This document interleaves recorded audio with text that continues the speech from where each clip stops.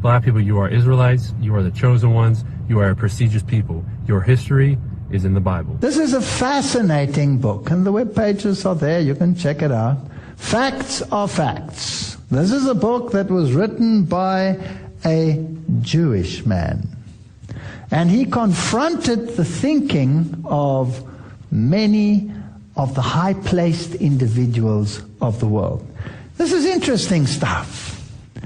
In this book, Benjamin H. Friedman, a Jewish man, writes about the Jews and reveals an interesting history. He states that the present Jews in Palestine are not the true descendants of the Judeans, but rather descendants of the Khazars.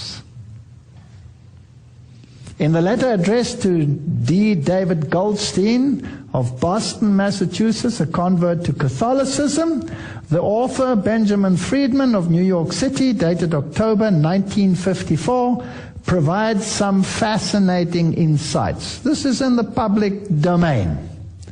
Let's study this for a while and see where we get. Benjamin H. Friedman claims that the word Jew was only introduced into the English language in the 18th century, and that Jesus referred to himself as a Judean and not as a Jew. Inscribed upon the cross when Jesus was crucified were the Latin words Iesus Nazarenus Rex Iodeorum, which means Jesus of Nazareth, ruler of the Judeans. As to the origin of the present Jews in Palestine, he states that those Jews derived from Eastern Europe, and many of the Jews that today live in the reconstituted state of Israel come from Eastern Europe, are not descendants of the Judeans or the lost tribes of Israel, but rather descendants of the Khazars. Who were they? They were a nation most people do not even know of. He writes, the so-called self-styled Jews in Eastern Europe in modern history cannot legitimately point to a single ancient ancestor who ever set even a foot on the soil of Palestine in the era of Bible history. Research also revealed that the so-called or self-styled Jews in Eastern Europe were never Semites, are not Semites now, nor can they ever be regarded as Semites at any future time by any stretch of the imagination. What secret, mysterious power has been able for countless generations to keep the origin and the history of the Khazars and the Khazar kingdom out of the history textbooks? Did you ever learn about it at school? I never learned about it. And out of classroom courses in history throughout the world, the origin and the history of Khazars and the Khazar kingdom are certainly incontestable historical facts. You have to do some cross-checking. Even the Jewish Encyclopedia is quite explicit about it. This was the Khazar kingdom. Here is the Black Sea, the Byzantine Empire. Here was Persia. And here was the kingdom of the Khazars. It was a massive kingdom. Now let's look at some of this interesting history. The Khazars were an Asiatic nation. And the Jewish Encyclopedia states Persian origin that converted to Talmudic Judaism. Now obviously some of the rabbis involved there could have been Judeans and probably were Judean descendants, but their converts are not Judeans. And that had conquered a vast area of Eastern Europe, which was in turn later conquered by the Russians in the 10th and 13th century. So that is why there are so many Russian Jews. Have you ever thought where they came from? Did they escape from Palestine? Were they the lost 10 tribes? Did they emigrate to Russia? No. This is a totally different nation that accepted Talmudic Judaism. He writes, after a historic session with representatives of the three monotheistic religions, King Bulan, 7th century, decided against Christian and Islam, because Islam had just arisen, just arisen, and selected as the future state religion the religious worship then known as Talmudism, and not known and practiced as Judaism, which was totally different, which was based on the Bible. They adopted the Hebrew alphabet, and the Khazars adapted words to their requirements from the German, the Slavonic, and the Baltic languages. This language was known as Yiddish. And Yiddish used the Hebrew alphabetic characters, but not Hebrew. It's not Hebrew. It's Yiddish. I've always wondered, when I hear them speaking Yiddish, I understand quite a few words. Why? Because I'm German. They had many exchanges with universities and their students were trained. So here is another nation which had occupied this area, and they had adopted this religion and brought rabbis in and trained the people, but they were not Judean. Now let's jump to today. In accordance to this history, the religion of the modern state of Israel is based on Kabbalistic and Talmudic traditions and is far removed from the biblical worship of Yahweh. And if it is based on the Talmud, it is so anti-Jesus Christ that it belies understanding.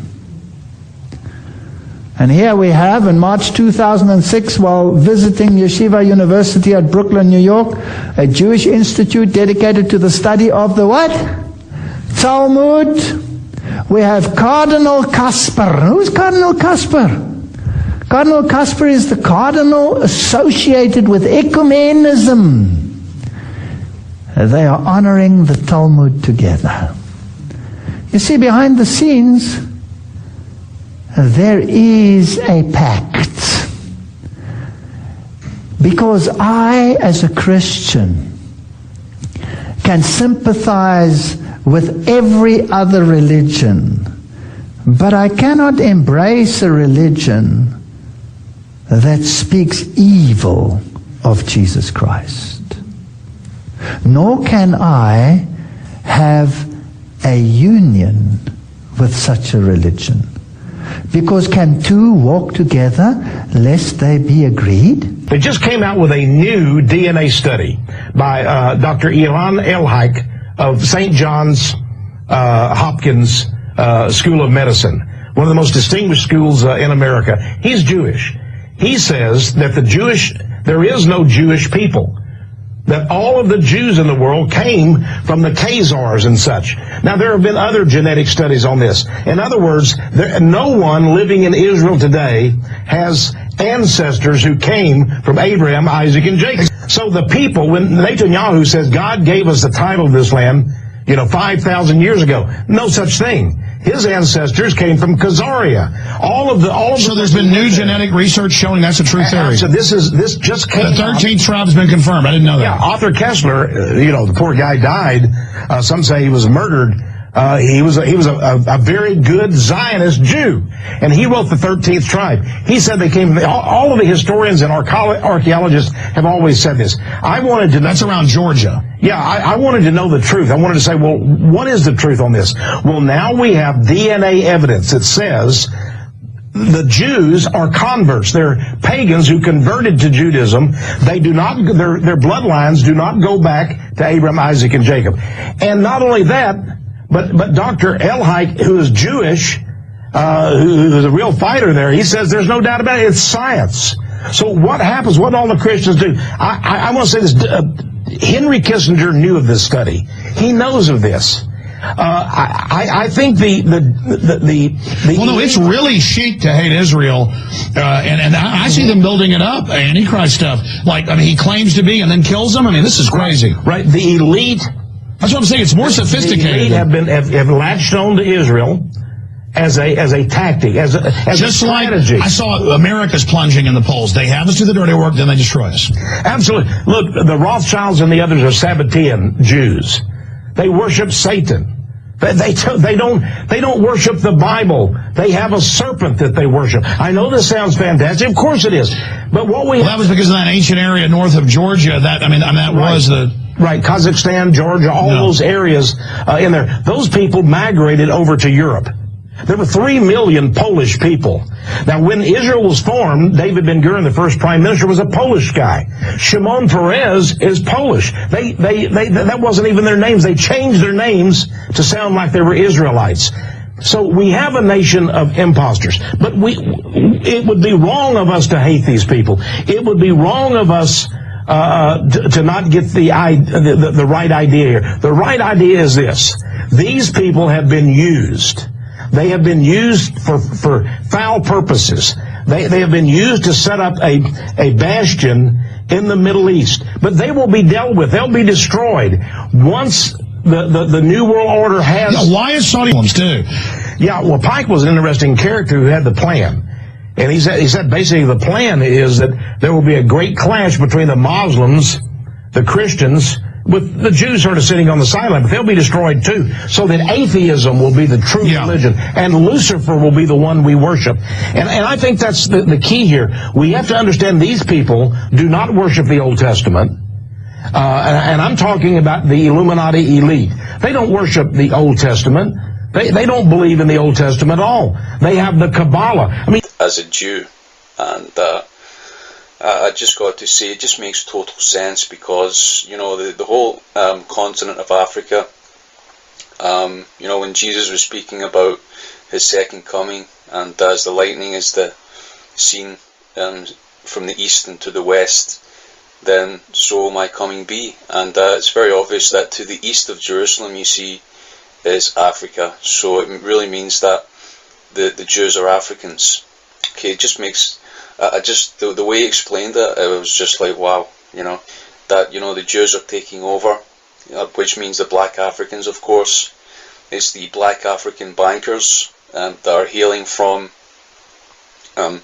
sort of Middle Eastern, and, you know, it must be these people, not the Swiss bankers and not the Rothschilds that are really sort of running things as far as the banking industry goes. It must be the black Africans.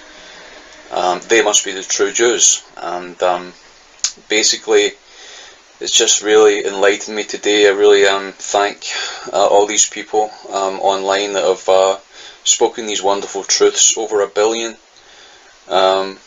black Africans